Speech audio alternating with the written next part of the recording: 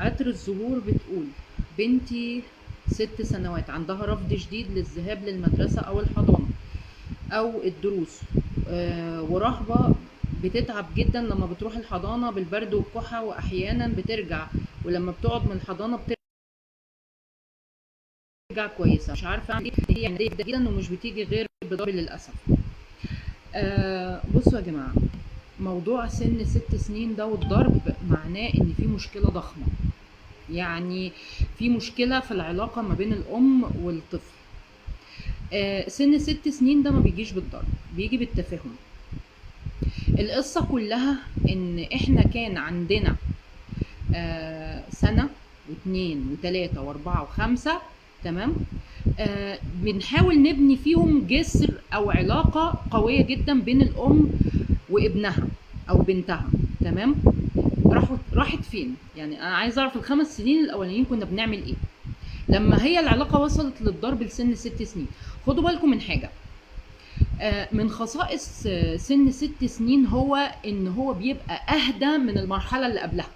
مفاجأة مش كده؟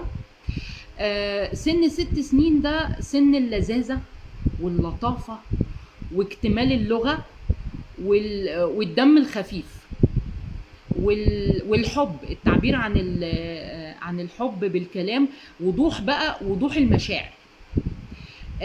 انتي لو يعني زي ما بتقولي كده ده الحصاد، يعني احنا بنتكلم دلوقتي على سن الحصاد. احنا عملنا ايه في 5 سنين فاتوا علشان الطفل يبقى لذيذ ورايق وطعم، او عندي وعنيف وبيصد فينا ومش عارفين نتفاهم معاه. فمن اللي عملناه في ال5 سنين اللي فاتوا هنلاقي في سن 6 سنين. احد التربويين الاجانب كان بيقول ان في كده اعمار موازيه. يعني ايه اعمار موازيه؟ بيقول ان اللي بيحصل في سن 3 سنين بنلاقيه في سن 5، يعني بيترد لنا في سن 5، تمام؟ اللي بيحصل في سن 4 سنين بيترد لنا في سن 6. فشوفوا احنا لازم غصب عننا هنرجع للممارسات اللي كانت بتحصل، ماشي؟ في سن 3 سنين وسن 4 سنين. السنتين دول كانوا مهمين جدا جدا، وهي اللي بيأسسوا لهل الطفل هيطلع بعد كده هادي ومش هادي، يعني في علاقة كويسة بين الأم والطفل، ولا في ندية، في غلاسة، في خبط ورزع، تمام؟ طيب، نقول ان احنا بهدلنا الدنيا في سن 3 سنين، هنعمل ايه دلوقتي؟ يعني الام دلوقتي بتتكلم على ان الطفل بنتها عندها سن 6 سنين. هتكلم على اهم حاجة في الكومنت. ايه؟ ما بتجيش غير بالضرب للأسف. طب ليه؟ السن ده انا لازم استمتع فيه مع الطفل، تمام؟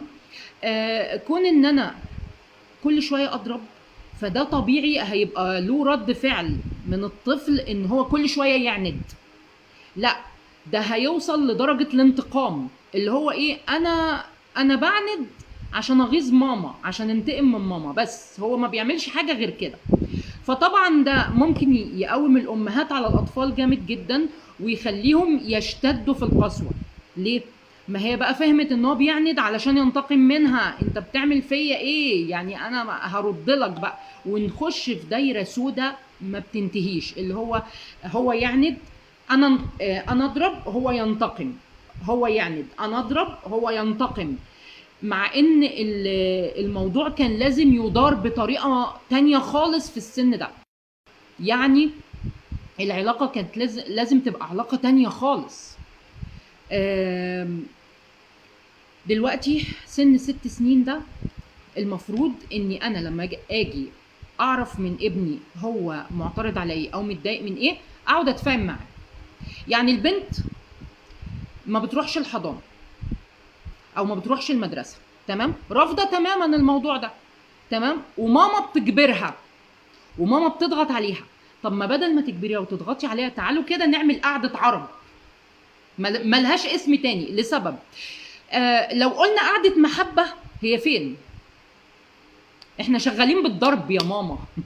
يعني احنا عمالين ايه كل حاجه بالاجبار، لدرجه ان البنت بقت بتحتج على انها تروح الحضانه بالمرض. هي مش بتدعي على فكره، هي بيجي لها حاله مرضيه بسبب ان ماما عماله بتضغط عليها ضغط عنيف جدا. لازم تروحي الحضانه، لازم تسمعي الكلام، لازم تنفذي اللي انا بقولك عليه. تقوم البنت ترد، هي مش عارفه تروح فين. هي كل ما تيجي تعترض، طب اسمعيني، يعني هي عايزه تقولك اسمعيني، انا ما بحبش الحضانه، اسمعيني. لا مفيش سمع، يا تروحي يا تتضربي. ما الكومنت بيقول كده، انا ما جبتش حاجه من عندي، يا تروحي الحضانه يا تتضرب.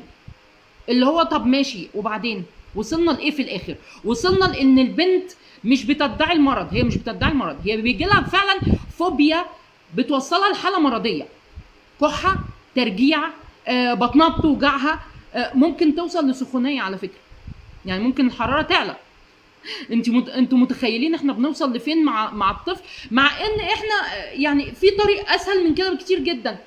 اقعد مع ابني او بنتي، وبعدين او عامله لها كده اقول لها قولي يا حبيبتي انت بتتضايقي من ايه؟ ايه اللي مزعلك؟ في حد بيضايقك في الحضانه؟ طب في حد بيضربك؟ طب في حد، طب الميس دي انت بتحبيها ولا مش بتحبيها؟ طيب الداده دي انت بتحبيها ولا مش بتحبيها؟ طب بتقولك ايه؟ طب بتعمل معاكي ايه؟ انت احكي لي. وصلنا الى درجه ان الطفله مش عارفه تحكي لمامتها. ليه؟ كل شويه لا لازم تروحي، لا انت بتدلع، لا انت بتدلع، انت عايزه تعندي وخلاص. طيب وهي دي طريقه تفاهم؟ ما هو طبيعي جدا ان الطفل هيستخدم اساليب تانية. خلاص هو حائط صد يعني، انتهى. ماشي. طيب نعالج ازاي؟ بسرعه كده نعالج بمنتهى البساطه، ان احنا نمره واحد نبطل ضرب. مفيش بنات بتتضرب يا جماعه. يعني البنت تعمل ايه؟ بنت شغالين معاها بالضرب هتعمل ايه؟ دي انثى، دي اميره، دي ليدي. يعني انت بتعملي ايه في الاميره بتاعتك؟ يعني مش هينفع. تمام؟ ضرب لا. مهما عملت، ما بصي احنا في اجازه، هتروح الحضانه ليه؟ سؤال منطقي. يعني احنا في اجازه هتروح الحضانه ليه؟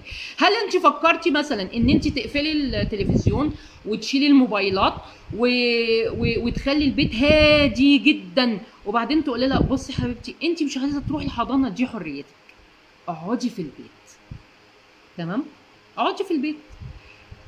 لو الحضانه كويسه والبنت ما بتخافش فيها، خدوا بالكم الطفل بيرفض الحضانه لسببين: يا اما ان الحضانه ممل، يعني حضانه شديده فيها ميس مش كويسه، فيها داده بتخوفه، المكان مش حلو بالنسبه له، الاطفال بيضربوه او مش عارف يعمل صداقات فيه وبيتنمروا عليه. او السبب الثاني البيت سداح مداح، اللي هو ايه؟ ماما انا عايز موبايل، خد. ماما انا عايز شوكولاته، خد. ماما انا عايز تلفزيون، خد. قاعد طول النهار اللي عايزه ياخده، قاعد طول النهار قدام التلفزيون، قاعد طول النهار قدام الموبايل. طبيعي جدا انا اروح الحضانه ليه اصلا؟ ما انا كل اللي بعوزه بنفذه. تمام؟ يبقى عايزه تودي الطفل الحضانه، الاجابه دي على كل الاسئله اللي هتجيني بقى على موضوع الحضانه او المدرسه. عايزه تودي الطفل الحضانه او المدرسه، اوكي، اقفلي يا حبيبتي الموبايلات، شيلي الموبايلات خالص، شيلي التلفزيون خالص، مفيش اي حاجه وقت الحضانه.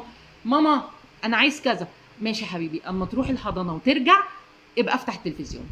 ماما انا عايز موبايل، اوكي يا حبيبي، لما تروح الحضانه وترجع هديك الموبايل. بس اتحلت المشكله. هتقعدي يومين 2 بالعدد، الطفل هييأس، هيلاقي البيت ممل جدا ويزهق ويطهق ومفيش اي حاجه بتتنفذ له. اوكي خلاص هروح الحضانه، انا اقعد في البيت اعمل ايه؟ تمام؟ الموضوع بيتحل ببساطه، اللي هي ايه؟ احنا دلوقتي في سن التفاوض، الطفل بيتكلم، اقدر اتفاهم معاه، اقدر اتفاوض، اقدر اخد ودي، اللي هو اللغه مكتمله. لو في علاقه صداقه بين الام والطفل الدنيا هتمشي زي الفل، زي الفل. تمام؟ فانتي ما تخبطيش في ابنك وهو يخبط فيكي. ليه يا حبيبتي ليه؟ ما في طرق اسهل بكتير جدا تمام. بس انت بقى ايه، مش تسيبي الدنيا سداح مداح والطفل يزن عليكي فانت عايزه تخلصي، تقول خدي ياضي الموبايل يلا جه بعيد عني. طب وبعدين استفدنا ايه؟ ما هو طبيعي هيلزق لك في البيت. ليه؟ ماما بتديني كل حاجه. وفي المدرسه الحضانه سيئه جدا، والميس مش بحبها وبتزعق، والاطفال بيخربشوني ويعوروني وانا مش عارفه ادافع عن نفسي. هيروح الحضانه ليه؟ سؤال منطقي، ما يروحش. تمام. طيب يبقى احنا اجبنا هنا ان نمره واحد مفيش ضرب، في تفاهم، في تفاهم. احنا بني ادمين يا جماعه، مش كل حاجه ضرب ضرب.